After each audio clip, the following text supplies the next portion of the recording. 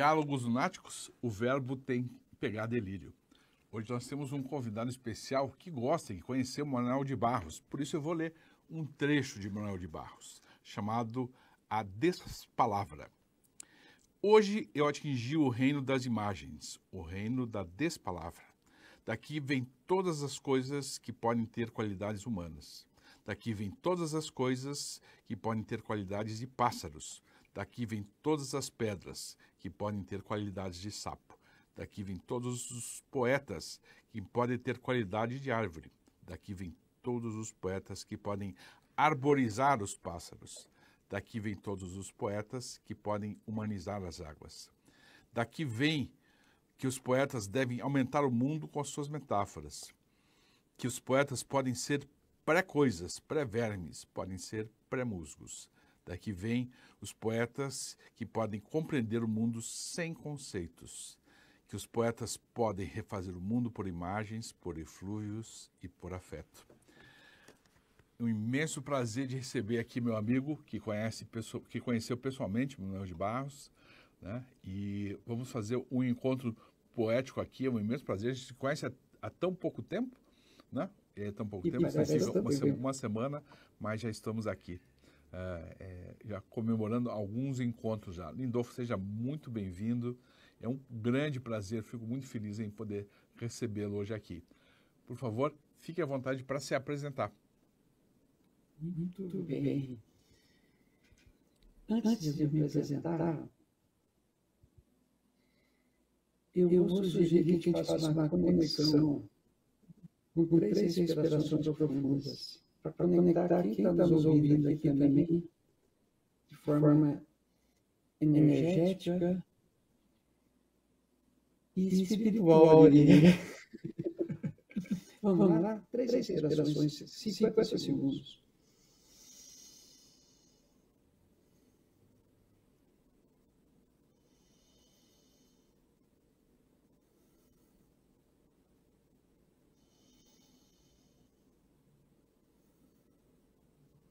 Muito bem. E assim te alinha todas as frequências. Eu me atrevo a perguntar, Tônia, como você está chegando antes de me apresentar? Depois eu falo como eu estou chegando. Eu estou chegando, na realidade, bem feliz. Eu botei até meu tênis de festa hoje, que é meu tênis vermelho. Eu vim bem feliz, muito alegre por poder participar. E aqui nesse lugar aqui eu sou sempre muito bem recebido e encontrar com você é uma alegria. Não são todos os momentos da vida que a gente é feliz, né? Alguns momentos são mais difíceis, outros momentos são mais complicados, mas esse momento agora me toca de uma grande felicidade, um grande bem-estar. Muito bem. Eu estou chegando, faltando 2.181 dias para mim cumprir um grande propósito para o mundo, que é uma referência a 31/12/2030. Então, coisas que deram errado, deram certo até no nosso encontro. E eu estou chegando muito bem, empolgado. Isso.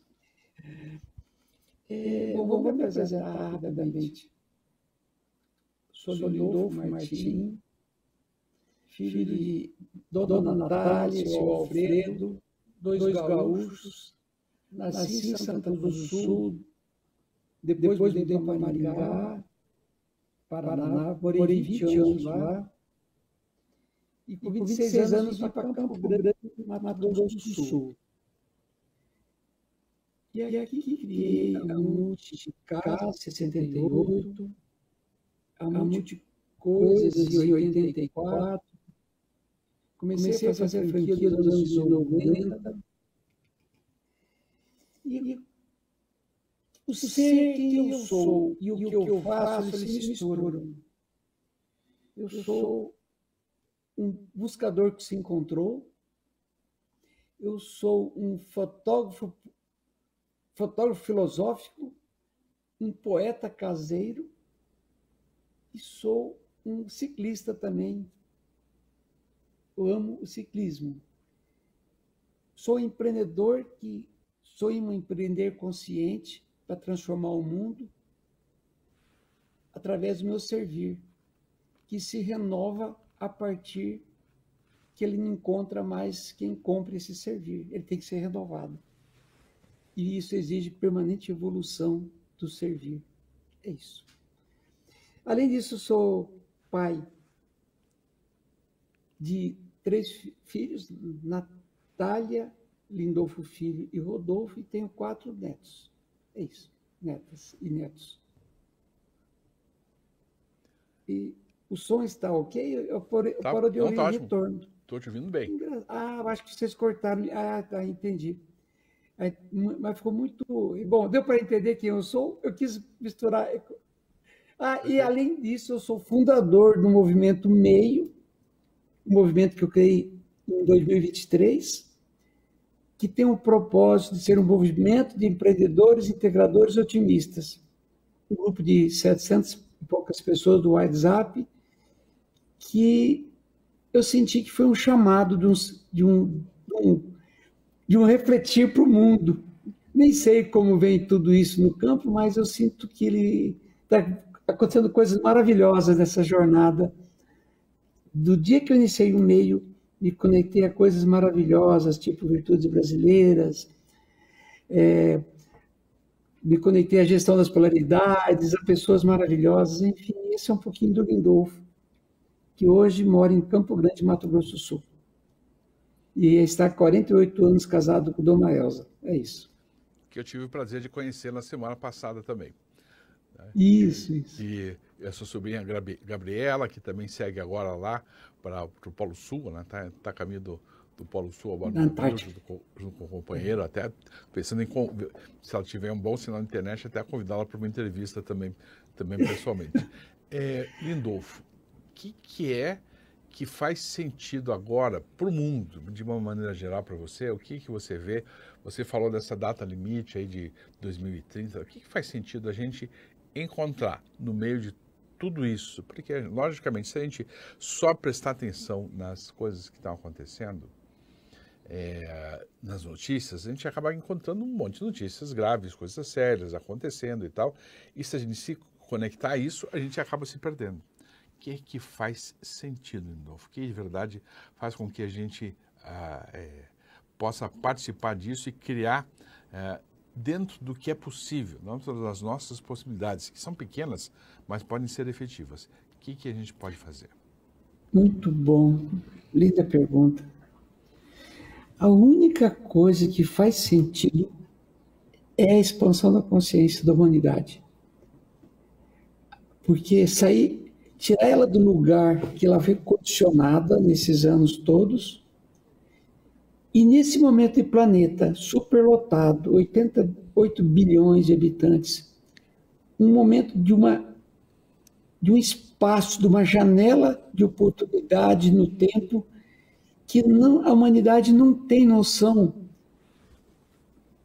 da relevância do papel de cada um com relação à sustentabilidade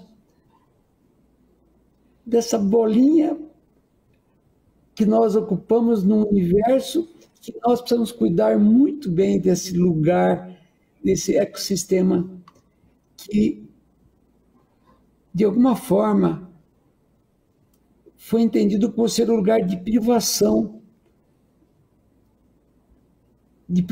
com o todo. E eu entendo que aqui é o lugar que nós conectamos com o todo, tanto quanto em outro espaço, em outra vida, em outro momento, em outro estágio, que eu nem sei como chamar.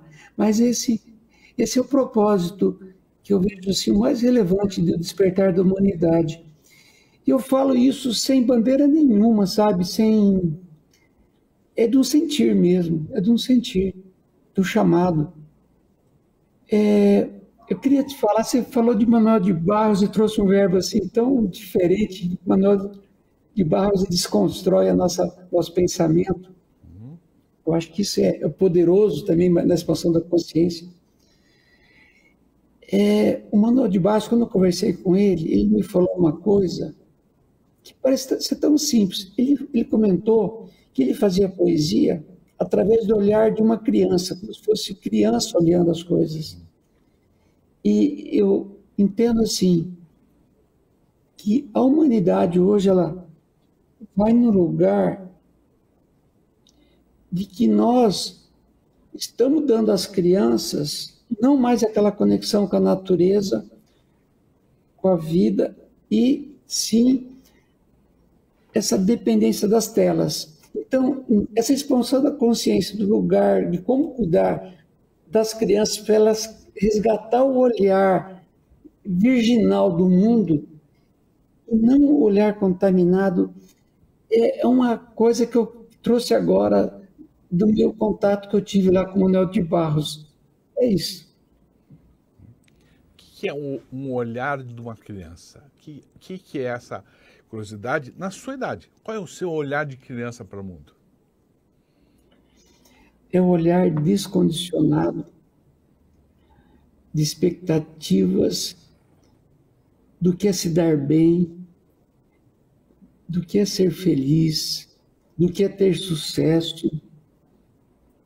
É como diz o Murilo Gun, fala assim, quem vem agora vem com download diferente do universo. E o olhar da criança é um olhar puro, não contaminado pela racionalidade, assim que eu entendo o olhar da criança. E é engraçado, é que é nesse olhar que vem todos os traumas que depois você vai ter que curar o resto da vida. Foi um momento que a raiva foi recebida de forma agressiva, enfim, abusos que aconteceram, aquilo que tirou a gente desse lugar chamado humanidade e às vezes nos levou para um lugar tribal, de sobrevivência, de briga de lados e partes de sobrevivência, de mostrar para o outro o lugar do seu ego, que não era um olhar puro, mas um olhar que alguém te falou que seria um lugar melhor para você estar. Por que isso aconteceu? O que leva... Isso é uma pergunta bem lógica. Por quê? Mas, por que tanto desamor, por que tanto ego? Ao que será, do teu ponto de vista, que isso está a serviço? Eu acredito que o homem, principalmente pelas mídias, o mundo midiático atual, ele tende a se inspirar em influenciadores equivocados, tá? Assim, porque como a imagem da beleza vem, às vezes, pela riqueza exteriorizada em patrimônio, em beleza estética, em propostas de se dar bem, que vem de uma cobrança social e não vem da originalidade do ser de cada um, na coragem de ele criar o seu papel frente ao mundo, né? E o mundo mediático deu uma potência muito grande a esse que eu chamo de copia e cola, sabe? E os próprios algoritmos do Instagram e das redes sociais, eles começam a oferecer aquilo que você gosta de ver, seja como uma beleza, seja como uma emoção. Já voltamos.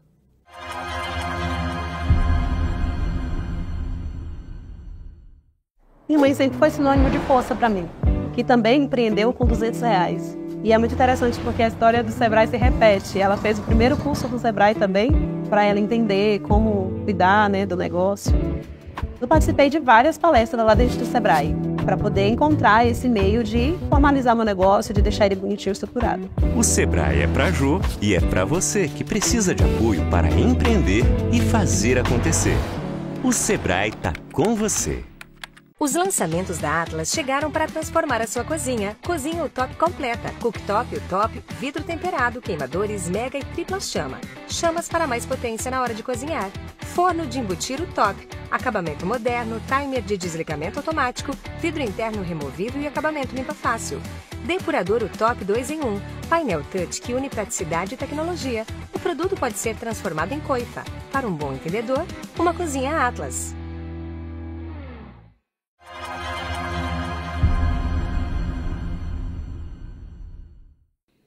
Segunda parte da entrevista, uma entrevista bem lunática, deliciosa, com o Lindolfo Martim. Nós estamos conversando aqui sobre o que é que faz com que a gente tenha tantos desacordos, né? Que a gente seja ao que a gente está a serviço. Eu vou pedir para você fechar isso e nós vamos entrar em coisas mais pessoais e mais lunáticas ainda, Lindolfo. Boa. Bora. Você me permite só pegar um negócio aqui, um minutinho? Claro. Espera aí. Agora vamos falar, tem um papo bem lunático agora. Não, vou te falar do negócio que nós conversamos lá no café, acho que foi do ensaio do condicionamento. Mas depois vamos lá, vamos para as tuas perguntas. Tá. Não, mas fala o que você... É lunático mesmo, fala o que vem à sua cabeça aí agora, sem problema. Não, quando você falou que ia ser mais lunático, e aquelas perguntas do primeiro bloco, me levou a buscar aquele ensaio que eu fiz do condicionamento, né? Eu te mostrei, acho que eu não sei se eu te mostrei muito rapidamente do peixe que eu estava no Pirex, né? E casualmente, isso foi em 2004. E tem aqui o Pirex, eu consegui esse ano, 20 anos depois, o Pirex original que eu fiz o ensaio. E nesse dia, o ensaio foi o seguinte, quer ver, ó? O peixe estava assim, eu desafiei um amigo a... O que aconteceria com o peixe se levasse ele no rio e colocasse dentro do rio? Na verdade, eu pedi inicialmente um aquáriozinho, ele trouxe o Pirex. Aí eu falei, vamos de Pirex mesmo. E aconteceu algo muito interessante, que à medida que acho que é para cá, aqui. Isso. À medida que aí. À medida que o peixe era mergulhado no rio, tá vendo? Ó, aqui, ó. À medida que ele mergulhava... Aí, inclusive, eu mostrei esse ensaio para o Manuel de Barros, sabia? Quando eu mostrei para o Manuel de Barros falou, Lindolfo, coloca a frase nesse ensaio. Ele pediu, porque ele gosta de palavras, né? Daí, à medida que o peixe era mergulhado no rio, aconteceu um fenômeno muito interessante, que eu acho que foi uma coisa que o universo pediu para acontecer através de mim. O peixe não saía, ele voltava para o Pirex. Porque o Pirex é o condicionamento do mundo, sabe? Ele tem um rio para... Ó, tá vendo? Ele chegou até nesse ponto aqui e volta para o Pirex. Né?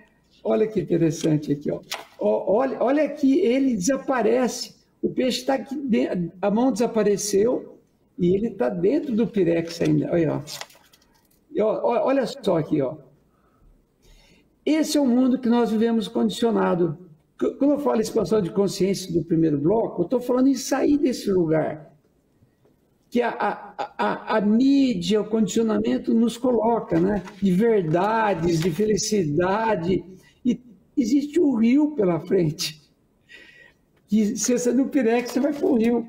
Daí um amigo meu no final assim, Lindolfo, o que eu faço com esse peixe? Que ele não sai do Pirex, dentro do rio. Eu falei, tira o Pirex debaixo dele.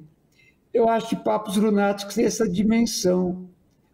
Diálogos lunáticos, a dimensão de buscar, tentar tirar o Pirex da pessoa. E casualmente está aqui uma brincadeira que eu faço aqui, a pessoa me deu também. Você está vendo aqui, ó? A mesma pessoa que sai no mesmo lugar, ele me deu depois um peixe para me colocar para brincar aqui e lembrar desse ensaio. Então é isso que eu trago bem lunaticamente aqui. E qual que é o seu Pirex? Que você a gente fala, enfim, muita gente diz isso também. O Eric Fromm escreveu um livro chamado Medo da Liberdade. né? Outros pensadores falam que a gente pertence a um lugar e mesmo que esse lugar não nos faça bem, a gente se sente protegido, sair de lá é como se fosse, porque sair do Pirex não é um alívio, né? Descobrir o rio não é um alívio, é uma descoberta, Não, é uma coragem. vai ter predadores, Né? vai ter predadores. Então tem tudo isso, mas e o maior predador ainda vai ser a mente da pessoa, que vai ficar pensando em coisas, né? Qual que é o seu Pirex? Uau. Nossa, eu acho que o primeiro Pirex é o ego. É o ego, né? Você querer se dar bem. Eu fui meio condicionado a sempre buscar em competições o primeiro lugar, né? E saber que nem sempre a humanidade não, ela tem que ter o competir é importante, mas não porque a evolução humana. Mas eu vejo muito time de futebol. Não precisa odiar o teu competidor, como às vezes as torcidas de futebol fazem, né? Que é possível ter um mundo mais equilibrado, porque se não houver competição também, eu acho que a humanidade não evolui como humanidade, né? Então, assim, a gestão da polaridade, quem sabe seja isso. O que a competição traz de bom e o que de bom e de ruim, e que a não competição traz de bom e de ruim. Então, eu acho que é uma coisa para um lugar muito profundo de conversar. E assim, eu estava vendo esse dia um podcast do Clóvis de Barros, e ele falava que ele era gado. Quando ele fez o vestibular, quando estudou direito e tal, ele só deixou de ser gado, de seguir a manada dentro do Pirex, quando ele conseguiu sobreviver e conseguir ser um palestrante e um professor. Estudar direito no interior do Pirex, a filosofia ajudou a começar a ter as escolhas próprias e não as condicionadas, mas eu fico pensando, no fundo nós temos a motivação da sobrevivência, né? E será que não tem fórmulas sociais, a gente buscar equilíbrio entre o servir, o dar e receber de cada um, sem ser pelo mundo da competição? E quando vê o concorrente, como uma vez eu escutei de um varejista americano, o concorrente que estiver se afogando, você tem que pôr a mangueira na boca dele. É assim esse é o mundo dos negócios. É destruir, é o mercado do share de mercado, participação de mercado. E eu falo muito da palavra evoluir em vez de crescer. Porque em negócios só se fala em crescimento. E a evolução é mais importante. Eu sempre me conectei muito a pequenos e médios negócios, porque eu acho tão lindo um pequeno e médio negócio servir a sua vizinhança, e também ser municiado de tecnologia, de coisas que só os grandes negócios têm acesso. Esse muito também está conectado ao meu servir. Inclusive, eu fundei recentemente uma sociedade chamada Confluir. Olha, tudo conecta ao rio, né? O confluir é tão lindo, quando dois rios se juntam, se tornam um. E tenho muitos sonhos nessa direção, tá? Tem muitos sonhos. E o campo, até esses 2.181 dias que eu falto, até 2030, vai propiciar muitas abundâncias como esse encontro que nós estamos fazendo hoje. E uma das coisas assim, muito importantes que eu sinto do coração é não nutrir relações da escassez, relações que não somam, que não tornam o mundo melhor, relações de ódio, de defesa de bandeiras, de defesas ideológicas, de defesas religiosas, de defesas... E essas coisas todas devem existir, mas respeitando o outro, as diferenças. E por isso que eu falo que a expansão de consciência do meio é uma coisa tão bonita, porque ela não quer tirar ninguém do seu lugar, quer deixar ele lá. Quem é de direita fica na direita, quem é de esquerda fica na esquerda. O mundo tem essas polaridades, mas que ambas as visões do mundo se conversem, se dialoguem, expandam as suas consciências.